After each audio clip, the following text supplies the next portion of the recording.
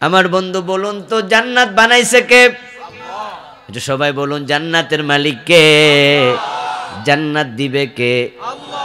তো মালিক কয় জান্নাতে যেতে হলে দুটি শর্ত পূর্ণ করতেই হবে।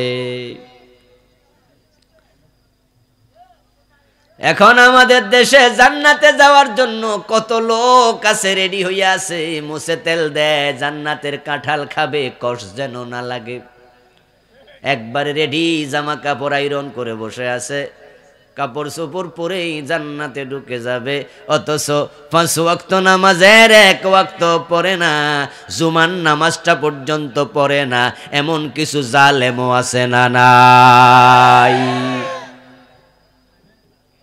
লম্বা লম্বা চুল রাখে, ঢোল বাজায়, তবলা বাজায়, জান্নাতে যাওয়ার ভাব ধইরা বসে আছে। জিজ্ঞাসা করুন মিয়া জান্নাতে কেমনে যাইবা? জুমার নামাজও তো পড়ো না। পিছল খাইয়া পড়লো পশ্চিম দিকে, কাইট হইয়া দক্ষিণ দিকে পড়ে, কিন্তু জান্নাতি জান্নাতি ভাব ধরে আসে। কেমনে যাইবা জান্নাতে? জবাব দেয় গানে গানে, দোতরা কাঁদে নিয়ে গান গায়, আছেন আমার মুক্তার, আসেনি? আছেন আমার ব্যারিস্টার, শেষ বিচারের হাইকোর্টেতে তিনি আমায় করবেন পার, আমি পাপী নাউজুবিল্লাহ, তিনি জামিনদার। টুনটুনা টুনটুন দোতারা সেতারা বাজাচ্ছে আর গান গাচ্ছে, উনি গুনাহগার, আছে উনার জামিনদার। যেদিন আল্লাহ তাআলা আদালতে আখিরাতে হাকিম হবেন, সেদিন নাকি উনার মুখতার আছে, জামিনদার আছে। আল্লাহ থেকে সেদিন তারা ছুটাইয়া জান্নাতে নিয়ে যাবে। কি স্বপ্ন দেখতেছে! জান্নাত বুঝি এত মাগনা পাওয়া যায়? এত মাগনা জান্নাত পাওয়া গেলে নবীর বাবা আজর জাহান্নামী কেন হবে? নবীর ছেলে কেনান জাহান্নামী কেন হবে? নবী স্ত্রী লুত, নবী স্ত্রী জাহান্নামী কেন হবে? রাসূলের চাচা আবু তালেব জাহান্নামী কেন হবে? মাগনা জান্নাত পাওয়া গেলে ইব্রাহিম আলাইহিস সালামকে আগুনে পোড়া লাগতো না, ঈসা নবীকে শত্রু পরিবেষ্টিত হওয়া লাগতো না, মূসা নবীকে দেশ ত্যাগ করা লাগতো না, বিশ্ব নবীকে দাঁত দেয়া লাগতো না, আমির হামজার কলিজা দেয়া লাগতো না। জান্নাতে তো মাগনা পাওয়া গেলে ইমাম হুসাইনকে কল্লা দেয়া দরকার ছিল না। জান্নাতের কিছু মূল্য দিতে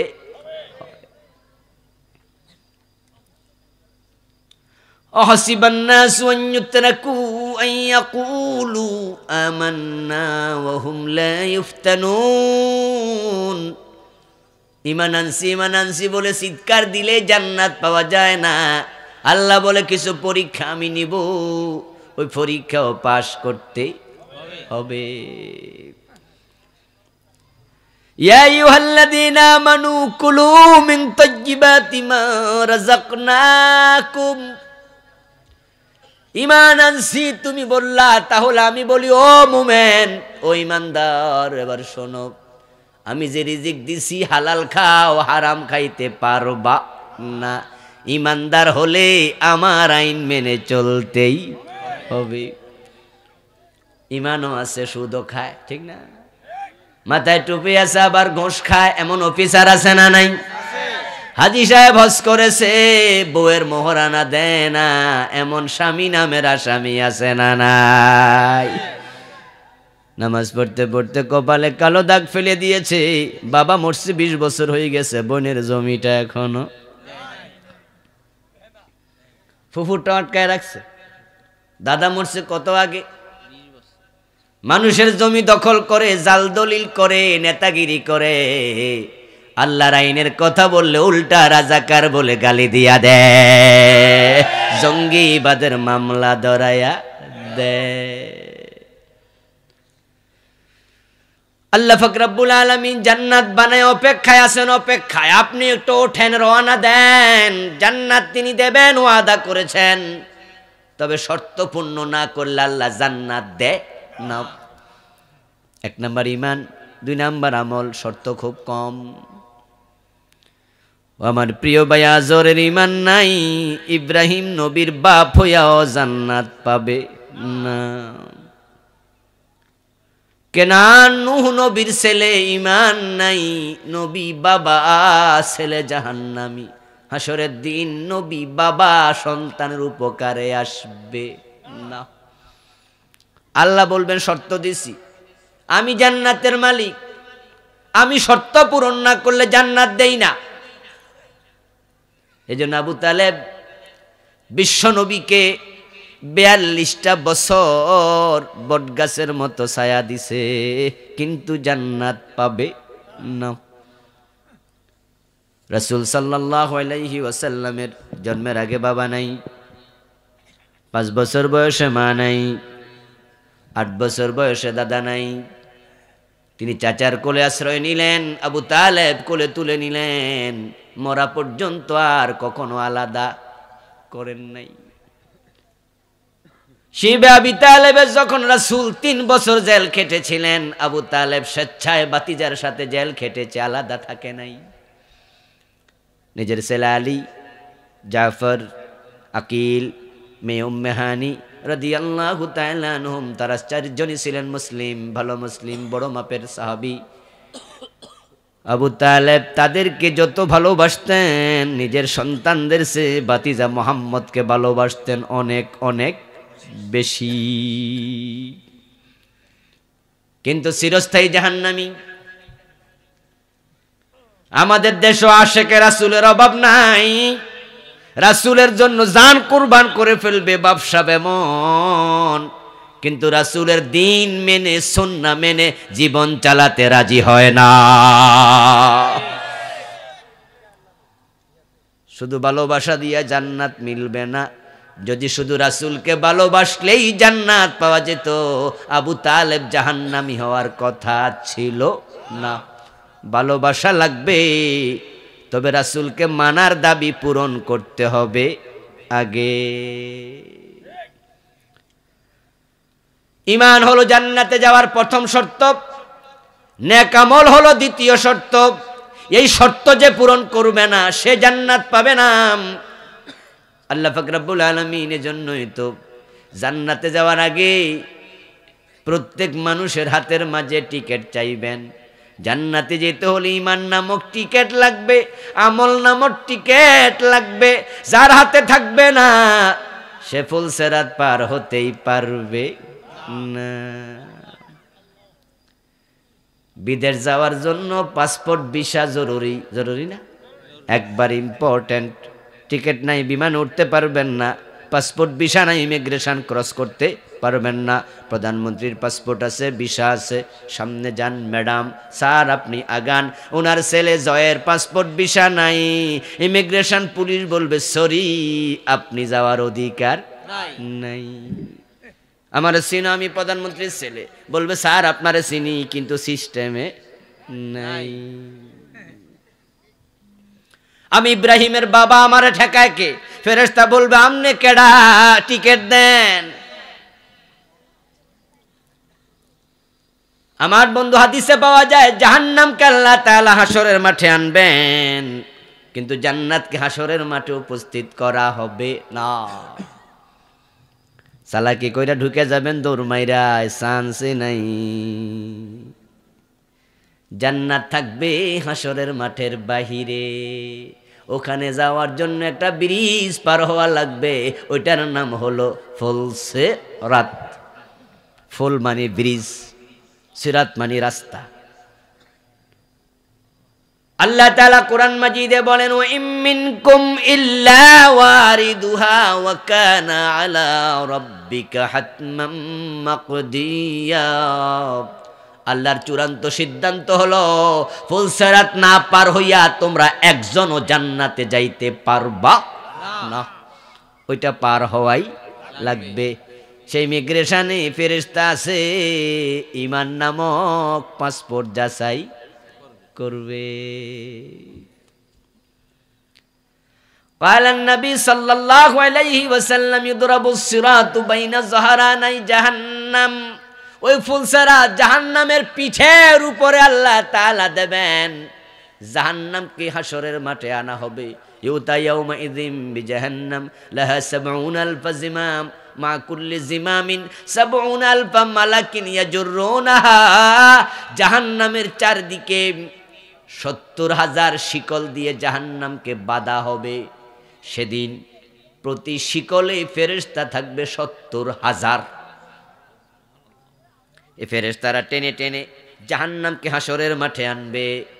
ওই জাহান্নামের উপর দিয়ে আল্লাহ ব্রিজ বানাবে ফুলসেরাত, আন্নাহু ইয়াকুনা আহাদ্দা মিনাস সাইফ, সেটা হবে তলোয়ারের সে ধারালো, ওয়া দাক্কা মিনাশ শাআরা, চুলের সে চিকন। জাহান্নামের আগুন হবে নিকষ কালো, ওই চিকন ব্রিজটা কালো আগুনের উপরে রাখবে, খালি চোখে দেখাই যাবে না। আল্লাহ বলবেন এবার পার হও, পার হইলে জান্নাত, আর পার হতে যদি না পারো নিচেই জাহান্নাম।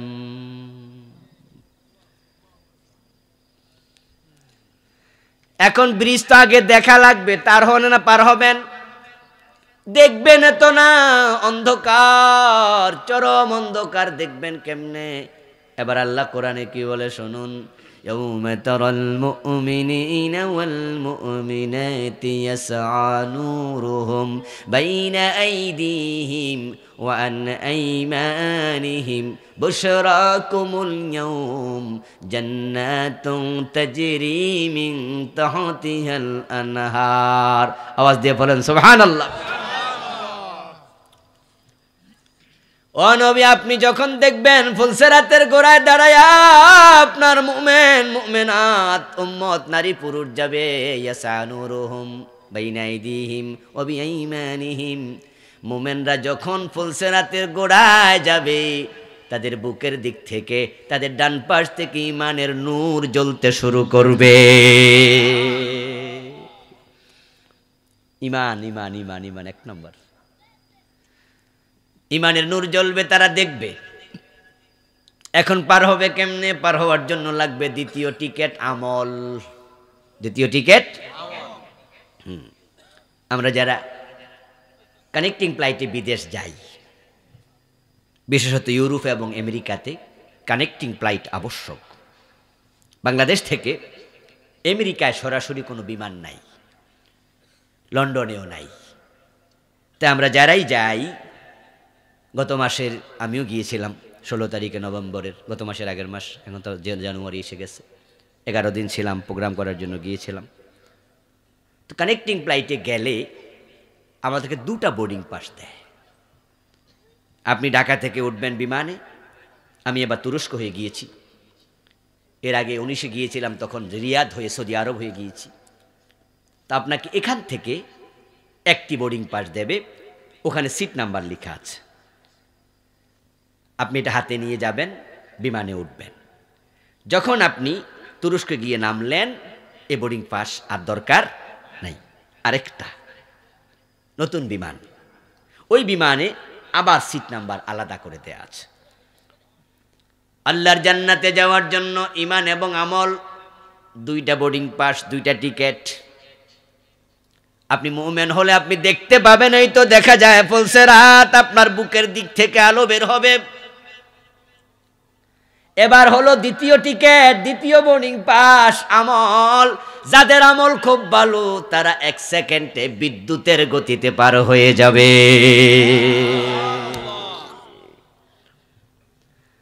মূলত সেটা পার করানোর দায়িত্ব কার?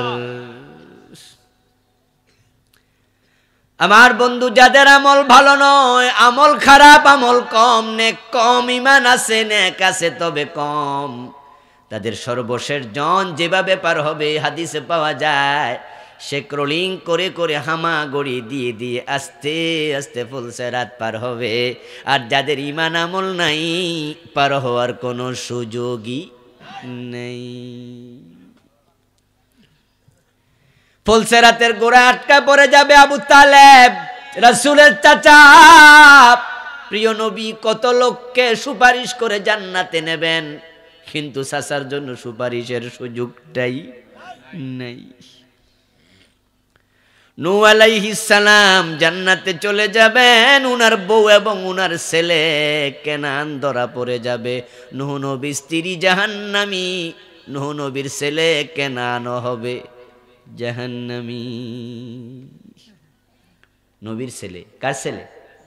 আমাদের দেশে তো আমরা আওলাদে রাসূল শুনলে আমরা জিব্বা শুকাইলাই, হ্যাঁ, ফাঁস হইয়ে সালাম করতে যাই, কপালে চুমু খাই, হাতে মোসাফা করে গন্ধ নেই।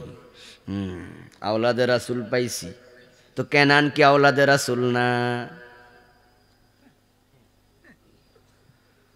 হযরত বেলাল আওলাদে রাসূলের দ্বারে কাছেও নাই, কিন্তু বেলাল রাদিয়াল্লাহু তাআলা আনহু দুনিয়ায় থাকতে জান্নাত পেয়ে গেছে।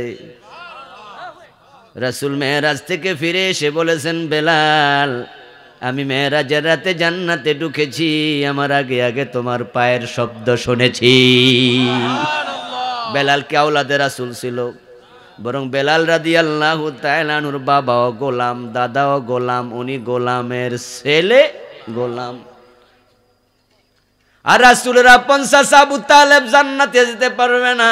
নূহ আলাইহিস সালামের ছেলে কেনান নবীর ছেলে, নবীর আওলাদ জান্নাত পাবে না। আসলে জান্নাতটা কে কার ছেলে কে কার বাবা এর উপরে ডিপেন্ড করে না, জান্নাত ডিপেন্ড করে ঈমান এবং আমলের উপরে। আমরা তো পরিচয় দিয়ে জান্নাত চাই। বাবা বাবা পীর সাহেবের ছেলে, সাহেব জাদা, সবাই মনে করে সাজছে কাম আল্লাহর ওলি। এত সোজা? জান্নাতে যাওয়ার জন্য আল্লাহ দেখবেন তোমার ঈমান, তোমার আমল। রাসূলের ঘরে রাসূল যার ঘরে বড় হলেন সে আবু তালেব জান্নাত পেল না। রাসূলের চাচা আবু লাহাব, আপন চাচা, বাপেরা এক ভাই, এক মায়ের পেটের ভাই। আবু লাহাবের ব্যাপারে কি আছে? তাব্বাত ইয়াদা আবি লাহাবি ওয়া তাব মা আগনা আনহু মালুহু ওয়া মা কাসাব সায়াসলা নারা। বাংলা অর্থ হলো অচিরে জাহান্নামে ঢুকবে, জাহান্নামে।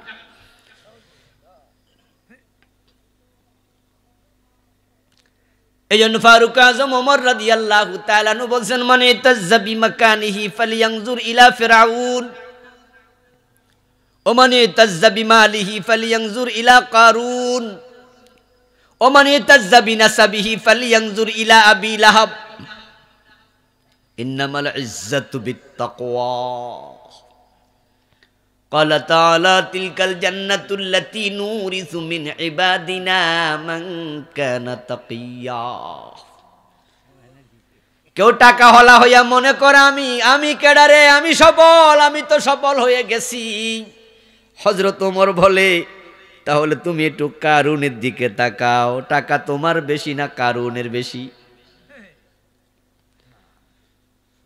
কারুন ছিল পৃথিবীতে এত বড় ধনী, যার ব্যাপারে আল্লাহ নিজে কোরআনের সূরাতুল কাসাসে বলছে, আতাইনাহু মিনাল কুনুজ, আমি কারুনকে গুপ্তধনের ভান্ডারগুলো খুলে দিয়েছি। মিশরের কায়রো থেকে 250-300 কিলোমিটার দূরে কারুনের বাড়ি। ওই জেলার নাম হলো ফাইয়ুম। আমি দেখতে গিয়েছিলাম 4-5 বছর আগে, প্রাইভেট কার নিয়ে গেলাম। চলছি রাস্তা দিয়ে, পাশে বিশাল এক জলাশয়, নদী, পাকা রাস্তা। আধা ঘন্টা পরে প্রায় কিছু নৌকাওয়ালা পেলাম। মরুভূমির দেশ মিশর, পাহাড় আর মরুভূমিতে ভরা। ওখানে নামলাম, নৌকাওয়ালাদের সাথে গল্প করলাম। জামিয়া আল আজহারের 3-4 জন ছাত্র আমার সঙ্গী। তাদেরকে আমি বলি, তারা ওকে বলে গ্রাম্য আরবি আমরা বুঝি না। আমার বন্ধু বাংলা যতই ভালো জানেন, সিলেটি কথা কইলে বুঝবেননি। আপনি যতই বাংলার পণ্ডিত হন, সিটাং যদি যান, হেরা দুইজনে কথা কইলাম না, ইয়াতিম হইয়া খাড়াই থাকা লাগবো যে কি কইতাছে। এখন গ্রাম্য বাংলা বললে তো বুঝবে না। আমরা তো ফসি কিছু আরবি জানি, শুদ্ধ কিছু আরবি জানি, ওরা তোদের আঞ্চলিক আরবি কয়, সেখানে আমার কোনো এই এলেম কালামের একানা দামও নাই। ওদের জিজ্ঞাসা করতে বললাম আর কত দূর যাওয়া লাগবে জিগাও। নৌকাওয়ালারা বলল আরো আধা ঘন্টা গাড়ি চালাবেন, তারপরে এদিক শেষ হবে। এত বিশাল জলাশয়, প্রাইভেট কার যদি 1 ঘন্টা চড়ে তাহলে চললে প্রায় 50 কিলোমিটার ঘন্টায় যাওয়া একবারে ইজি। নৌকাওয়ালাদের জিজ্ঞাসা করলাম ওই পাশ কত দূর? তারা বলল ওই তীরে আমরা কোনোদিন যাই নাই, তাই জানি না ওই তীর কই শেষ। শেষ আছে তবে আমরা যাই নাই। এই সবটা ছিল কারুনের মাল সম্পদ, মেল ইন্ডাস্ট্রি, চারণভূমি, তার নিজের ঘর বাড়ি, তার সম্পদের জায়গা। আল্লাহ সবটা সহ তারে মাটির নিচে তলাইয়া দিছে, কিয়ামত পর্যন্ত ধসতেই থাকবে। তাই যারা একটু পয়সাওয়ালা আছেন মনে মনে ভাব ধরে আছেন আপনি সফল মানুষ, মোটেও নয়। সফল তো সে যে জান্নাতি হতে পেরেছে, যে জান্নাত পায় নাই তার মতো হতভাগার কেউ নাই। মেম্বার হইয়া, চেয়ারম্যান হইয়া, এমপি মন্ত্রী হইয়া আপনি মনে করেন আমার সফলতা ঠেকায় কে, আমি সফল মানুষ। হযরত ওমর বলে তাহলে তুমি ক্ষমতাওয়ালা হইয়া সফল, নিজেকে যদি তাই ভাবো একটু ফেরাউনের দিকে তাকাইয়া দেখো, ফেরাউনের লাশটা এখনো আছে না নাই? রেখে দিয়েছেন কে? 3000 বছরের বেশি লোহিত সাগরের পানিতে ভেসেছে, পচে নাই, গলে নাই। হাঙ্গর তিমি মাছকে আল্লাহ খাইতেও দেন নাই। কোরআনে এসেছে আল্লাহ তাআলা বলেন আল-ইয়াওমা নুনাজ্জিকা বিবাদানিকা লিতাকুনা লিমান খালফাকা আয়া। ও ফেরাউন, তোরা আমি পানিতে ডুবাইলাম, চুবায়া মারলাম, কিন্তু তোর বদনকে আমি নাজাত দিলাম, তোর শরীরটাকে আমি পচতে গলতে দেব না। ফেরাউন পানিতে একা ডুবেছে নাকি সাথে সৈন্য ছিল? কথা বলেন না, সৈন্য ছিল কিনা? সবাই পচে গেল কিন্তু সে পচে নাই। 3000 বছরের বেশি পানিতে ছিল, পচে নাই। তার লাশ যেখানে পাওয়া গেছে লোহিত সাগরের, সে জায়গাটাকে বলা হয় হামামাতু ফেরাউন। ওটা হলো ইসরাইল। ইসরাইলের পর থেকে ইসরাইলে যাওয়া যায়, এর পাশেই তিহি প্রান্তর, যেখানে হযরত মূসার উপরে তাওরাত নাজিল হয়েছিল। কায়রো থেকে প্রায় 600-700 কিলোমিটার দূরে হলো তুর পাহাড়। ওখানে যাওয়ার পথে 3.5 থেকে 400 কিলোমিটার পরে হলো হামামাতু ফেরাউন। ফেরাউনের লাশ পানির মাঝে বাসমান পেয়েছিল, এখন এনে রেখেছে মিশরের জাতীয় জাদুঘরে। এর আগে ছিল পিরামিডের ভিতরে। হযরত ওমর বলে ফেরাউন অনেক ক্ষমতাওয়ালা ছিল, কিন্তু তোমরা বলো তো ফেরাউন সফল না ব্যর্থ?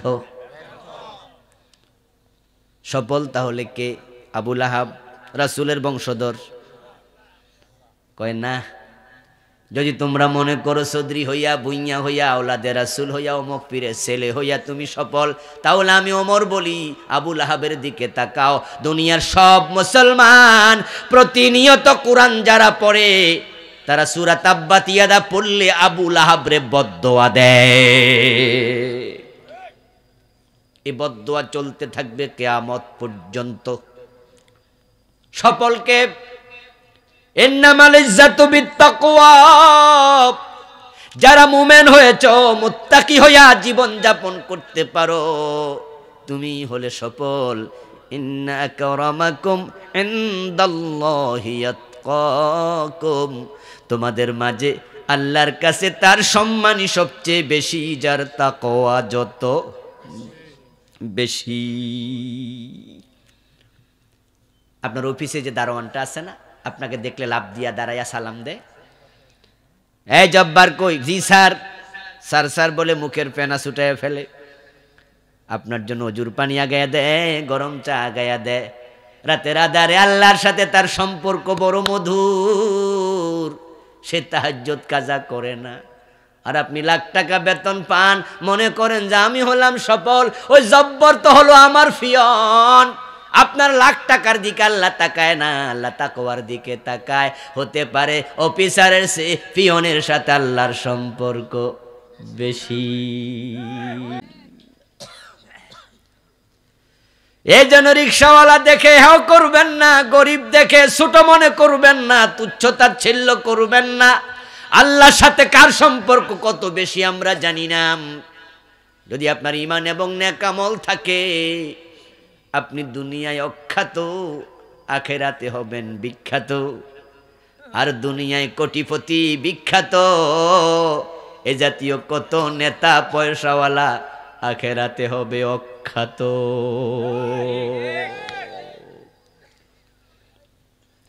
ঈমান এবং নেক আমল এ দুটাকে পুঁজি বানান, এ দুটা নিয়ে মরবেন, কপাল খুলে যাবে। কিন্তু দোস্তরা, এই দুটার বড় অভাব চলছে, বড় অভাব। ঈমান আজকে জাদুঘরে যাওয়ার পথে। ঈমান খোঁজার জন্য কিছুদিন পরে হয়তো আমরা বিভিন্ন জায়গায় দৌড়াবো, মুমেন কই, মুমেন কই, মুমেন কই। কারণ যাকে আপনি মুমেন ভাবতেছেন, ভালো ভাবতেছেন, তার সাথে হাওলাত দিয়া টাকা দেখেন, টাকা হাওলাত দিলে আর দেয় না। লেনদেন করলে বুঝবেন আসলে মুমেন কই আছে। মুমেন আছে কবরে, আর আছে জালেমের জেলখানায়। যারা হক কথা বলবে, ঈমান নিয়ে টিকে থাকবে, ঈমানের কথা বলবে, জালেমরা তাদেরকে ধরে ধরে জেলখানায় ঢুকাবে। কারণ তাদের মুখ বন্ধ করুক, কণ্ঠরুদ্ধ করুক, তাহলে আমাদের জুলমের রাস্তা পরিষ্কার থাকবে। তাই দোষ লাগবে না। দোষ যদি নাও করে, বিনা দোষে দোষ চাপাইয়া জেলখানায় দিয়ে দেবে। আসসাবিরু মিনহুম আলা দীনিহি কাল কাবিদ আলাল জামার। এটা আমার কথা নয়, প্রিয় নবী বলেন, এমন এক জামানা আসবে দ্বীনের উপরে টিকে থাকা হাতের মাঝে আগুনের কয়লা রাখার মতো কঠিন হয়ে যাবে। ভালো থাকবে সে, জুলুম দেখে চুপ করবে যে, কথা বললে তাকেও সারা হবে না। আপনি আপোষকামী হন, হাজার অন্যায় দেখবেন, আপনি বলবেন চোখ দেখিও দেখিস না, কান শুনিও শুনিস না, মুখ কথা বলিস না, তাহলে আপনি থাকবেন নিরাপদ। বাংলায় প্রবাদ আছে, বোবার কোনো শত্রু নেই। আর যেই মাত্র বলবেন হক কথা, বললে আপনার নিজের দল থেকে আপনাকে বহিষ্কার করে দেবে, আপনার দলেও রাখবো না। কই হে না, হে না, হে ঠোঁট কাটা, হের বাধ্য। আমার বন্ধু হক বলবেন না, চুপ থাকবেন, তাহলে কি হবে রেজাল্ট? রেজাল্ট হলো সাকিতু আনিল হাক্কি শায়তানুন আখরাস। যে হক না বলে চুপ থাকবে, সে বোবা শয়তান হয়ে যাবে। আওয়াজ করে বলুন তো, শয়তান মুমিন না কাফের? তাহলে বোবা শয়তান মুমিন হয় কেমনে? এই হলো এক দলের অবস্থা। হক কথা বললে বিপদ, জেলখানায় পাওয়া যাবে মোমেন, আর মোমেন পাওয়া যাবে কবরস্থানে। মোমেনরা মরে গেছে, এবং যারা এবার দুনিয়ায় বাঁচতেছে অধিকাংশর ঈমান থাকবে না। قال النبي صلى الله عليه وسلم يأتي على الناس زمان। প্রিয় নবী বলেন, এমন একটি জামানা আসতেছে, ইয়াজতামিউনা ফিল মাসাজিদি লাইসা ফীহিম মুমিন। ওই জামানায় মানুষ জামাতে নামাজ পড়বে বটে, কিন্তু একটারও ঈমান থাকবে না।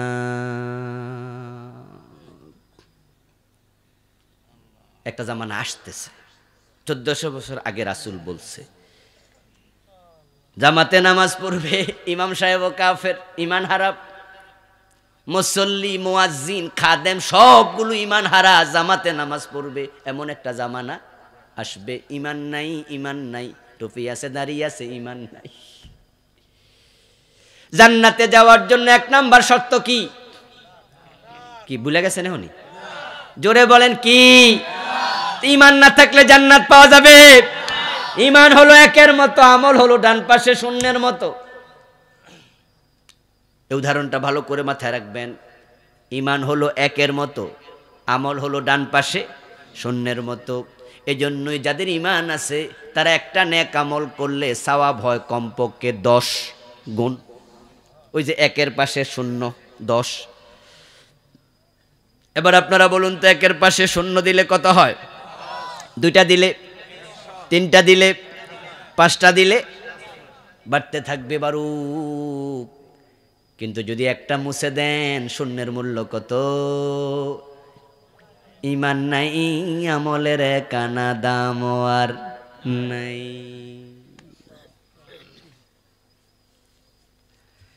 এমন অনেক মানুষ থাকবে যাদের ঈমানই থাকবে না, ঈমানই নাই, কঠিন অবস্থা হবে। একটি হাদিস আপনারা শুনে থাকবেন, যতদিন একজন ঈমানদার থাকবে কিয়ামত হবে না, এমন একটা হাদিস শুনছেন নি? মাশাআল্লাহ, এটা সহিহ মুসলিমের রওয়ায়াত, হাদিস সহিহ। قال النبي صلى الله عليه وسلم لا تقوم الساعة ولا أحد يقول الله الله। বিশ্বনবী বলেন, আল্লাহ আল্লাহ বলার মতো একজন মুমিন থাকলে কিয়ামত হবে না, কিয়ামত হবে না। তাহলে এখনো কিয়ামত হয় নাই, বোঝা গেল এখনো মুমিন কিছু আছে। এই হাদিসের বিপরীত দিকে তাকালে যেটা বোঝা যায় সেটা হলো কিয়ামত যেদিন হবে সেদিন একজন মুমিনও থাকবে না।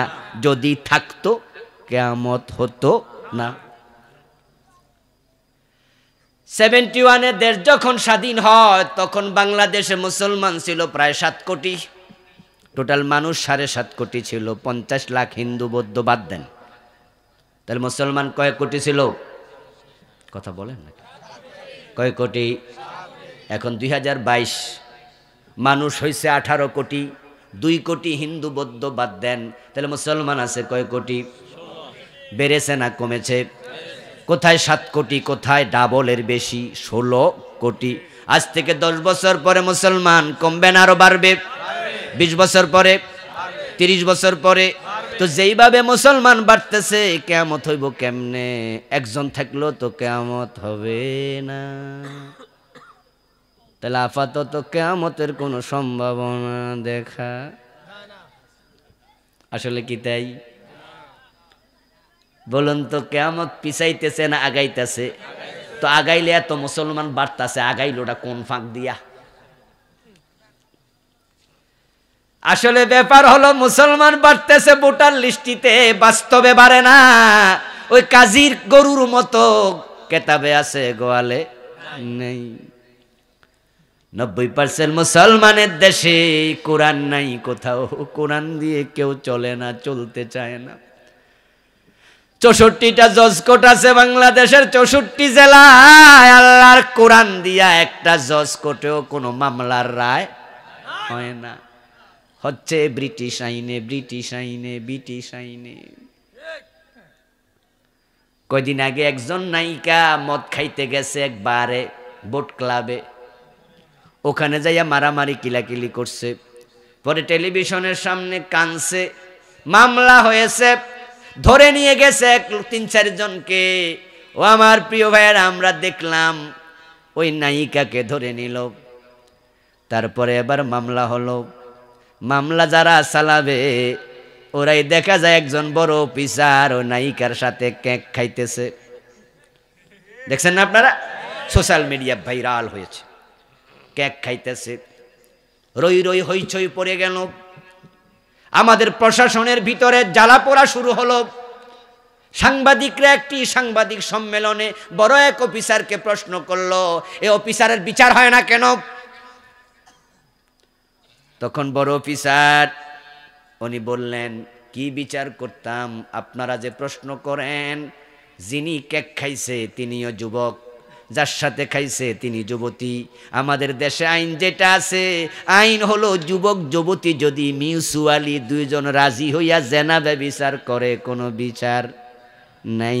তবে যদি প্রকাশ্যে রাস্তায় করে তাহলে 50 টাকা জরিমানা। কয় টাকা?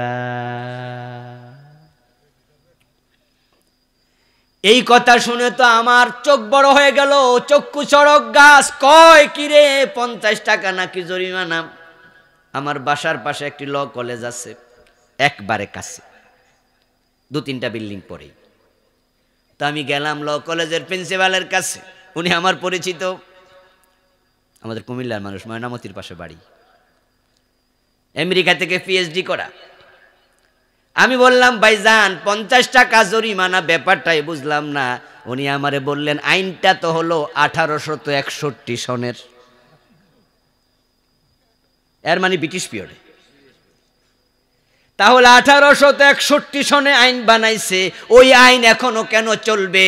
এখন তো ব্রিটিশরা নাই, ওই জায়গায় কোরআনের আইন দরকার আছে না নাই? কিন্তু না, কোথাও কোরআনের আইন নাই। কোরআন দিয়ে সংসদ চলে না, গণভবন চলে না, বঙ্গভবন চলে না, সচিবালয় চলে না, মন্ত্রণালয় চলে না, আদালত চলে না, শিক্ষানীতি চলে না, স্বরাষ্ট্রনীতি চলে না, ব্যবসা বাণিজ্য চলে না, অর্থনীতি চলে না। অথচ এই কোরআন এক সময় অর্ধ পৃথিবী চালাইছে। অর্ধ পৃথিবী করেছো শাসন, ধুলার তখ্তে বসে, খেজুর পাতার প্রাসাদ তোমার বারে বারে গেছে খসে। ওমরের যুগে ইটালির রাজধানী রোম আমরা শাসন করেছি, স্পেনে 700 বছরের বেশি কালেমার পতাকা আমরা উড়াইছি। এই ভারত উপমহাদেশ 1100 বছরের বেশি আমরা মুসলমানরাই চালাইছি। কিন্তু সে কোরআন দিয়ে এখন কেউ চলে না, মসজিদ মাদ্রাসাও চলে না, মসজিদও হক কথা বলা যায় না। হাজার হাজার মসজিদ বাংলাদেশে এমন আছে, হক কথা বললে ইমামের চাকরিটাও থাকে না।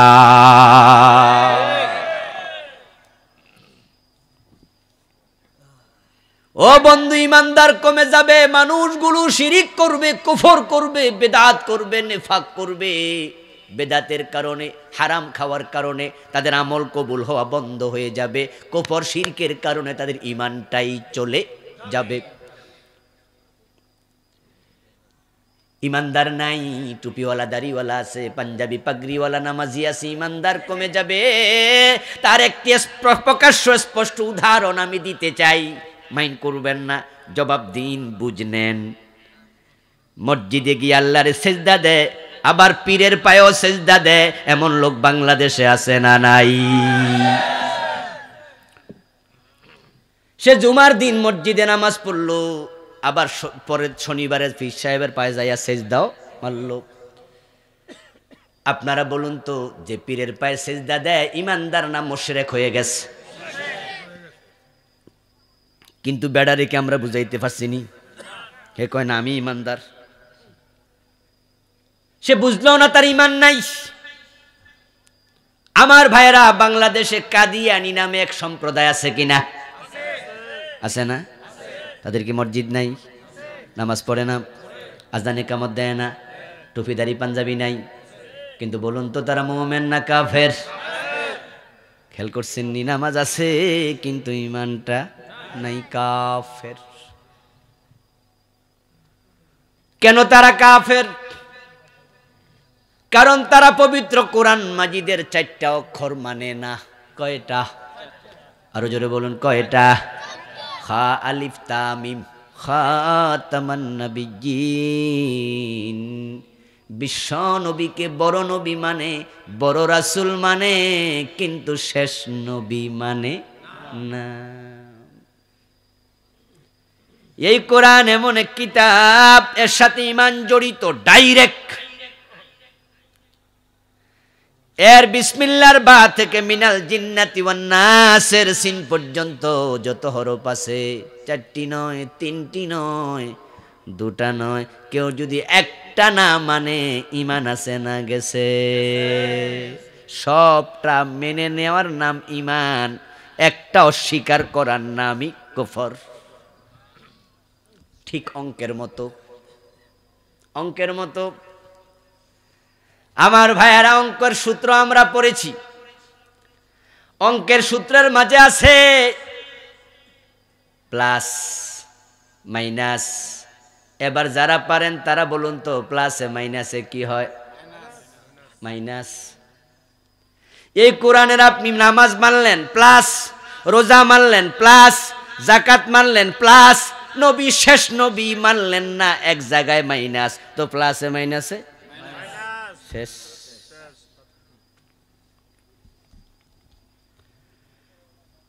আমরা যারা অঙ্কের সম্পর্কে কম বেশি জানি, যদি কোন অঙ্ক 10 লাইন লম্বা হয়, 9 লাইন ঠিক আছে, 1 লাইন ভুল হয়েছে, 10-এ কত পাবেন? 0। কাদিয়ানি নামাজ মানে, রোজা মানে, হজ যাকাত সব মানে, বিশ্ব নবীকে শেষ নবী মানে না। কাদিয়ানি কাফের। আপনিও নামাজ রোজা সব মানেন, চোর ধরে হাত কাটা লাগবে এটা মানেন না, তাহলে আপনি কি মুমিন?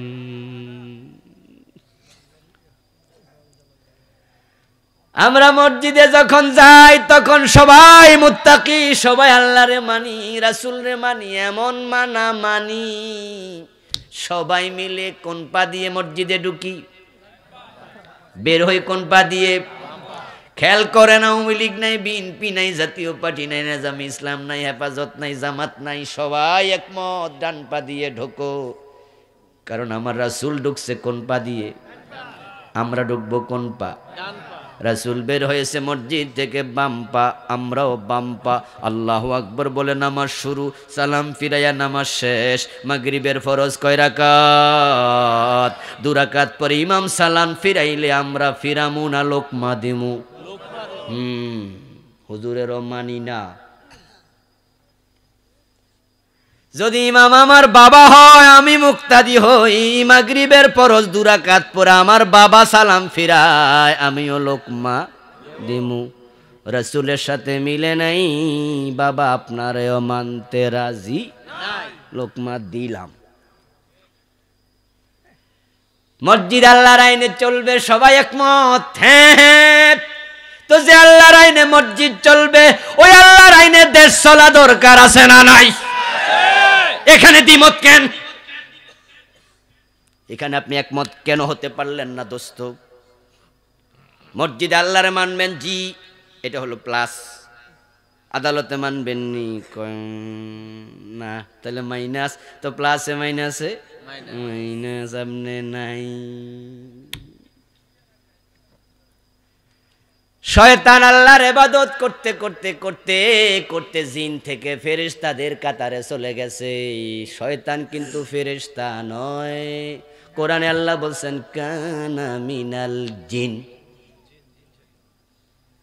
শয়তান হলো জিন জাতির অন্তর্ভুক্ত, কিন্তু আল্লাহর এত ইবাদত করছে, করতে করতে করতে করতে মান সম্মান ইজ্জত বাড়তে বাড়তে ফেরেশতাদের সাথে একসাথে থাকতো। একটু আওয়াজ করে আমাকে জানান তো প্রিয় ভাইয়েরা, সেই ইবলিস যে ইবাদত করে একটু উপরে উঠছিল, এখন সে মুমিন না কাফের? আবা ওয়াস্তাকবারা ওয়া কানা মিনাল কাফিরিন। আল্লাহ কয় সে কাফের। এবার একটু বলুন তো, সে যে কাফের হলো, আল্লাহর কয়টা আইন মানে নাই? মাত্র একটা। আল্লাহ বলেছে আদমরে সেজদা করো, সে মানলো না, ঈমান তার নাই। এবার আল্লাহ কো চোর ধরে হাত কাটো, 50 বছরে কাটলেন না। আল্লাহ কো ডাকাত ধরে শুলে দাও, তা দিলেন না। জেনা করলে 100 বেত লাগাও, বিবাহিত হলে পাথর মারো, মানলেন না। মদ পান করলে 80 বেত লাগানোর হাদিস আছে না নাই? বাংলাদেশে মদ আছে না নাই? খাওয়ার লোক আছে না নাই? 80 বেত আসেনি। ইসলামের আইনটা নেই। তো আল্লাহর একটা আইন না মাইনা শয়তান যদি কাফের হওয়া লাগে, আপনি ডজন ডজন না মাইনা মোমেন ভাবেন কেমনে নিজেকে? মানুষগুলো শিরকে লিপ্ত হচ্ছে, কুফরিতে লিপ্ত হচ্ছে। শিরিক এবং কুফর যখন কেউ করে, সাথে সাথে তার ঈমানটা নষ্ট হয়ে যায়। এই শিরিক থেকে বাঁচতে হবে। মাজার আছে যেখানে, বাংলাদেশের অধিকাংশ মাজারে শিরিক চলছে, দেদারছে। নির্বাচন আসলে মানুষ মুশরিক হয়। নতুন করে কিছু লোক, কিছু মুমিন নির্বাচনের আগ পর্যন্ত ইমানদার ছিল। নির্বাচন আইছে আর বেড়া ইমান হারাইছে, মাইক হাতে নিয়ে স্লোগান দিছে, জনগণ সকল ক্ষমতার উৎস। এমন স্লোগান বাংলাদেশে আছে না নাই? এটা নির্বাচনের সময় বেশি কয়। এই স্লোগান ইমান শেষ করে দিল, আপনি জানেনই না আপনি যে কাফের হয়ে গেছেন। কারণ আপনার এই স্লোগানটা পুরাপুরি কোরআনের সাথে কন্ট্রাডিক্টরি, পুরা সাংঘর্ষিক। কোরআনের বক্তব্য কি? আন্নাল কুওয়াতা লিল্লাহি জামিআ, সকল ক্ষমতার উৎস কে? কুলিল্লাহুম্মা মালিকাল মুলকি তুতিল মুলকা মান তাশা ওয়া তানজিউল মুলকা মিম্মান তাশা। আল্লাহ তাআলা বলেন, ও নবী আপনি বলুন, ও রাজাদিরাজ আল্লাহ, তোমার হাতে রাজত্ব, তুমি যাকে চাও ক্ষমতা দেও, যাকে চাও ক্ষমতা ছিনিয়ে নাও। আমরা তাই দেখেছি, কত কাঙ্গালরে প্রেসিডেন্ট বানায়া দিছে, আবার কত প্রেসিডেন্টকে জেলখানার কয়েদি বানায়া দেয়। তুমি যখন চাও তখন ক্ষমতা ছিনিয়ে নাও। ক্ষমতা কার হাতে? টাকলা মুরাদেরকে দেখলেই তো বোঝা যায় আল্লাহ দেখেন কিভাবে কোন জায়গা থেকে কোন জায়গায় নিয়ে আসছে।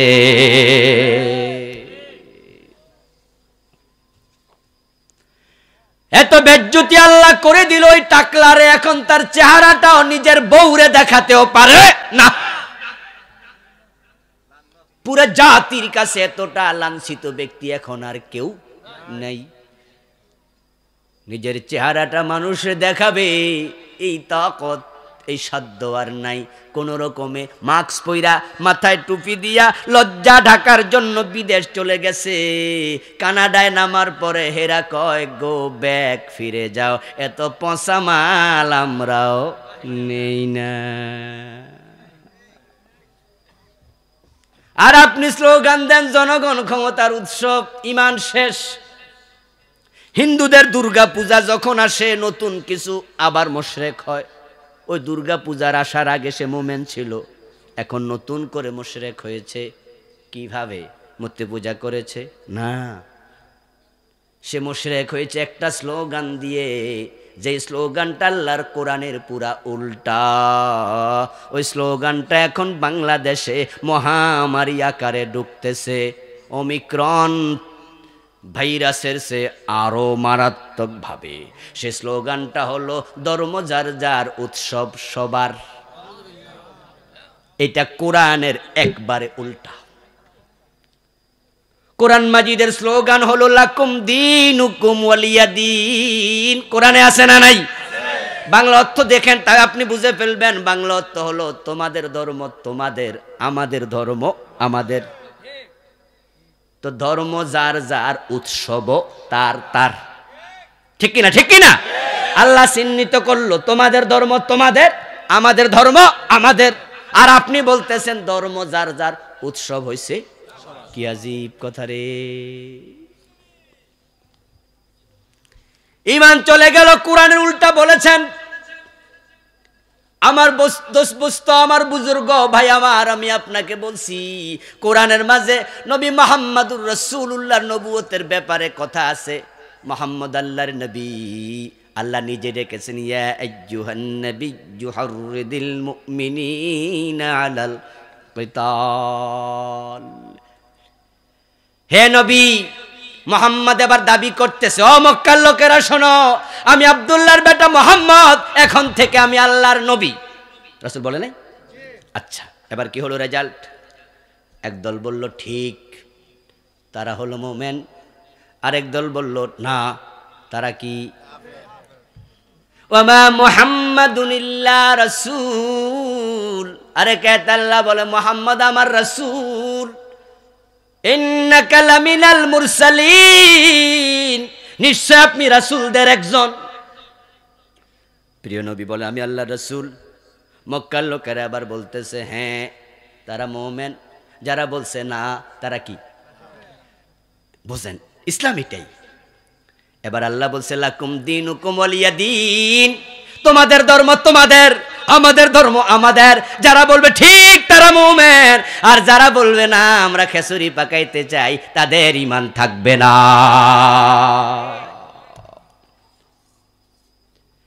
আমার বন্ধু ছেলে মেয়ের জন্য মাজারে যায়, পীরের কাছে ছেলে মেয়ে চায়, এমন কিছু লোক আছে না নাই? শিরকের হিরিক পড়ে গেছে, শিরকের হিরিক পড়ে গেছে। ওই যে শেষ জামানায় নামাজি থাকবে ইমানদার থাকবে না। এখন মাহফিল আইসা আলেম বক্তৃতা দেয়, শিরকের প্রচার করে। গত বছর দেখলাম এক হুজুর বক্তৃতা দিচ্ছে, উনি বলতেছে খোদার দন রাসূলকে দিয়া খোদা গেছে গায়েব হইয়া, রাসূলের দন খোদা লই, রাসূলের দন খাজা লইয়া শুইয়া আছে আজমিরে, কেউ ফিরে না খালি হাতে খাজারে তোর দরবারে। নাউজুবিল্লাহ। এই চিন্তা যে লালন করবে, আল্লাহর কসম করে বলছি সে মুশরিক হয়ে। এই জন্য ওই আলেমকে আমরা মিডিয়ার মাধ্যমে বারবার বলেছি তুমি তাওবা করো, তাওবা করো, তোমার ঈমানটা চলে গেছে, আবার কালেমা পড়ো। কারণ তোমার এই পুরাটা কবিতা, পুরাটা গান আল্লাহর কোরআন বিরোধী। খোদার দন রাসূলকে দিয়া খোদা গেছে গায়েব হইয়া, খোদার দন রাসূলকে দিলে এখন রাজ্জাক কে? রাসূল না আল্লাহ? রাজ্জাক কে? তো খোদার দন রাসূলকে দিলে আল্লাহ রাজ্জাক থাকে কেমনে? দিয়া তো দিছেই। জীবনের মালিক কে? আওয়াজ করে বলুন কে? মৃত্যুর মালিক কে? তো খোদার দন তো রাসূল রে দিছে, আল্লাহ থাকে কেমনে? প্রতিটা কথার মাঝে কুফরি হয়ে যাচ্ছে।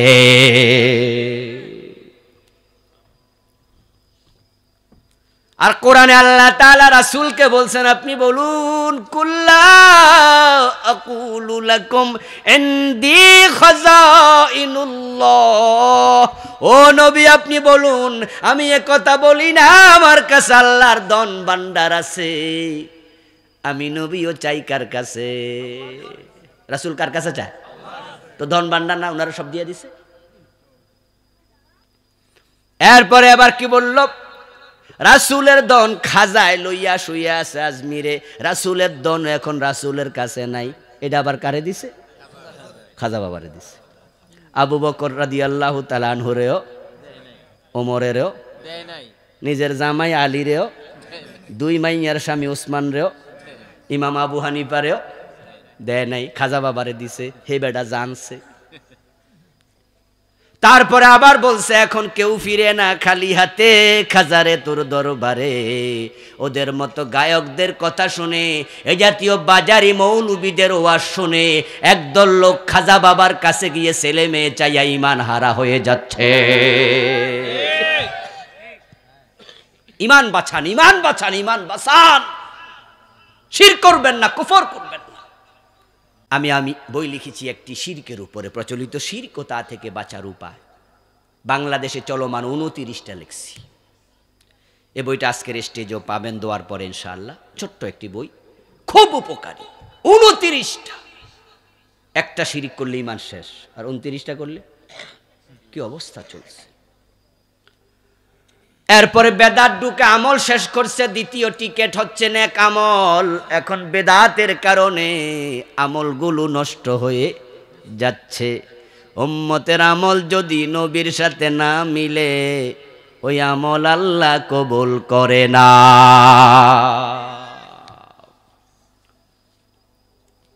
রাসূল সাল্লাল্লাহু আলাইহি ওয়াসাল্লাম মাগরিবের নামাজের ফরজ পড়ছে 3 রাকাত। যদি কোনো ভদ্রলোক মনে করে আমি 4 রাকাত করে পড়মু, সওয়াব একটু বেশি হবে, তো হইব? 4 নাম্বার রাকাত যদি কেউ পড়ে ইচ্ছা করে, সওয়াব 3 রাকাত ওয়ালাদের মতো হবে নাকি পুরাটাই বাদ? আমও নাই, সালাও নাই। 1 রাকাত বেশি পড়ছে, অন্যায় করলো কি? 4র্থ রাকাতে সূরা ফাতিহা আছে না নাই? তো প্রতি অক্ষরে 10 নেকি তো পাওয়ার কথা। 1 রাকাত বেশি পড়ছে, একটা সেজদা না 2টা সেজদা বেশি, একটা রুকু বেশি, 9 বার তাসবিহ বেশি, একবার সূরা ফাতিহা বেশি, একটু জিকির আজকারও বেশি করছে, বাদ গেল কেন? একটা মাত্র কারণ, রাসূলের সাথে মিলে নাই। আচ্ছা, আপনারা যারা আমার সামনে আজকে আলোচনা শুনছেন, বলুন তো, আমরা যখন মসজিদে ঢুকি, টয়লেটে ঢুকি, দোয়া আছে না নাই? টয়লেটে ঢুকতে আমরা পড়ি আল্লাহুম্মা ইন্নী আউযু বিকা মিনাল খুবুসি ওয়াল খাবাইস, ও আল্লাহ খবিস শয়তান থেকে তোমার কাছে আশ্রয় চাই। আচ্ছা, নামাজে খাড়াইলে মনটা বাজারে চলে যায়, এমন ঘটনা আছে না নাই? শয়তান সেখানেও প্যাঁচ লাগাইয়া দেয়। তো এখন আমি যদি বলি শয়তান থেকে আশ্রয় চাওয়ার দোয়াটা আপনারা মসজিদে ঢোকার সময় পড়েন, রাজি হইবেন? যে মসজিদে ঢোকার সময় পড়বেন আল্লাহুম্মা ইন্নী আউযু বিকা মিনাল খুবসি ওয়াল খাবাইস। আচ্ছা, টয়লেটে যাওয়ার পরে, টয়লেটে গেছেন কিন্তু আপনার টয়লেট হয় না, পেট জমে গেছে, আপনি চিৎকার দিচ্ছেন, খুব প্রেসার দিচ্ছেন, টয়লেট হচ্ছে না, প্যাঁচ লেগে গেছে আতে, তাহলে হাসপাতাল উপায় নাই। এখন টয়লেট ক্লিয়ার হওয়ার জন্য আল্লাহর রহমত দরকার আছে না নাই? তো মসজিদে ঢুকতে দোয়া পড়েন আল্লাহুম্মা আফতাহ লি আবওয়াবা রাহমাতিকা, ও আল্লাহ রহমতের দরজা খুলে দাও। তো টয়লেটে পড়লে অসুবিধা কি? রহমত তো এখানেও দরকার। কিন্তু আমি যদি বলি ওই দোয়া এখানে, এই দোয়া সেখানে, কেউ রাজি হবে না, আমিও এটা বলবো না, কারণ রাসূল যেখানে যা পড়েছেন ব্যতিক্রম করা যাবে না, ঠিক কি না? মাথার মাপে টুপি, গায়ের মাপে পাঞ্জাবি, রাসূলের মাপে ইসলাম। এখন বেদাতের সরাসরি চলছে, নামাজে বেদাত ঢুকেছে, আজানে বেদাত ঢুকেছে, ইসলামের বিভিন্ন জায়গায় আমরা পেঁচ গাঁট লাগাইয়া দিছি। ইমাম যদি ভুল করে, ও মুরাদনগরের প্রিয় ভাইয়েরা বলুন তো, আপনারা কি ভুলে একমত হন না লোকমা দেন? কি বলে লোকমা দেন?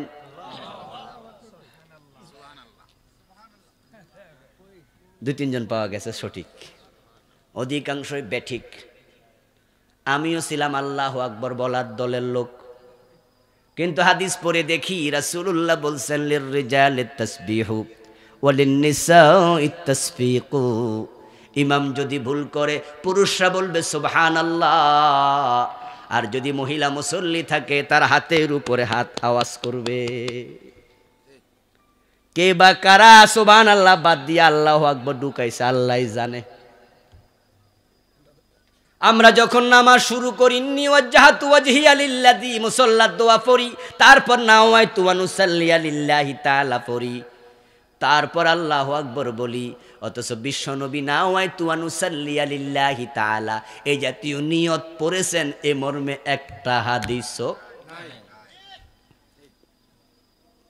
এই দোয়ার লাইগা মক্তবে কত মায়ের যে খাইছি, এখনো মারামারি অনেক মক্তবে চলমান আছে, অথচ মুখের সাথে নিয়তের কোনো সম্পর্কই নাই। নিয়তের সম্পর্ক হলো অন্তরের সাথে। আপনি গোসল করার নিয়ত করে গামছা নিছেন এক কাঁধে, লুঙ্গি নিছেন আরেক কাঁধে, তারপরে রওনা দিছেন পুকুরের ঘাটে। এখন পানিতে হাঁটু পরিমাণ নাইমা বলতেছেন নাওয়াইতুল গোসলা, গোসলের নিয়ত করছি, তো আগেরটা কি? যদি আপনি হাঁটু পানিতে নাইমা নাওয়াইতুল গোসলা করেন, তাহলে লুঙ্গি কাঁধে নিছেন কোন শকে? নিয়ত হলো আকদুল কলবি জিহাতাল ফিইলি, নিয়ত হলো কাজের প্রতি মনের সিদ্ধান্তের নাম। ইন্নী ওয়াজ্জাহাতু প্রিয় নবী পড়েছেন, হাদিসে পাওয়া যায়। তবে আল্লাহর হাবিব মাঝে মাঝে পড়তেন ইন্নী ওয়াজ্জাহাতু তাকবীর দেওয়ার পরে। তাকবীর দেওয়ার পরে আমরা সুবহানাকাল্লাহুম্মা বিহামদিকা পড়ি, এটা হাদিসে আছে। আল্লাহর হাবিব সব সময় এটা পড়তেন না, মাঝে মাঝে পড়তেন আল্লাহুম্মা বাঈদ বাইনি ওয়া বাইনা খাতায়ায়া কামা বা'আদতা বাইনাল মাশরিকি ওয়াল মাগরিব। আরো লম্বা দোয়া, আল্লাহুম্মা নাক্কিনি মিনাজ যুনুব বিসসালজি ওয়াল বারদি কামা ইউনাক্কাস সাওবুল আবিয়াদু মিনাদ দানাস। আল্লাহর হাবিব পড়তেন ইন্নী ওয়াজ্জাহাতু ওয়াজহিয়া লিল্লাযী ফাতারাস সামাওয়াতি ওয়াল আরদ হানিফান ওয়া মা আনা মিনাল মুশরিকিন। কে বা কারা তাকবীর বাঁধার পরে যেটা ছিল ধাক্কায়া সামনে নিয়ে গেছে? আল্লাহ জানে কেডা করছে কাম। আজানের মাঝে বেদাত ঢুকে গেছে। আজান শুরু হবে আল্লাহু আকবার দিয়া, বাংলাদেশের অনেক জায়গা আছে দুরূদ শরীফ দিয়া শুরু হয়। আসসালাতু ওয়াসসালামু আলাইকা ইয়া রাসূলুল্লাহ। দুরূদ শরীফ খুব ভালো জিনিস, কিন্তু ব্যাপারটা হলো প্রিয় নবী যা করেন নাই, সাহাবারা যা করেন নাই, সেটা করার অধিকার আমার আপনার নাই। ইসলামে বাড়ানো যাবে না, কমানো যাবে না। বাংলাদেশে চলমান 38টা বেদাত নিয়ে আরেকটা বই লিখছি, প্রচলিত বিদআত ও তা থেকে বাঁচার উপায়। আপনি আশ্চর্য হবেন হয়তো বইটা পড়ে, হাই রে এই কাম তো আমিও করতেছি। দেখবেন এই যে আপনারা মাহফিলে আসছেন, আমরা বলি দুরূদ পড়ুন, আল্লাহুম্মা সাল্লি আলা মুহাম্মাদিন ওয়া আলা আলি মুহাম্মাদ। লোকজন মিনমিন করে, পড়ে না, পড়লো মুখ আস্তে করে লাগে। আর যদি কইতাম আল্লাহুম্মা, বাহ বাহ বাহ, সবাই জোরে জোরে পড়ে, মজা মজা মজা। আমি হিসাব করে দেখছি যারা এরকম টেনে টেনে দুরূদ পড়ে তারা ভুল করে মোট 13টা। কয়টা? এখানে আলেম ওলামা আছেন, দেখুন তো, আমি দেখাই, দুই একটা দেখাই। আল্লাহুম্মা, আচ্ছা মিমে কি টান আছে? টানলেন কেন? সাল্লি আলা, সাল্লিতে টান আছে? আল্লাহুম্মা সাল্লি আলা। সাল্লি যদি হয় ওয়াহিদে মুযাক্কারে হাজেরে সিগা হবে, আর যদি টান মারে ওয়াহিদে মুআন্নাসের সিগা হয়ে যাবে। সাইয়্যিদিনা, এত টান ফাইলেন কই? এত টান তো নাই, নুতে টান আছে মাত্র, কারণ জবরের পরে আলিফ হইলে একটা আলিফ টান।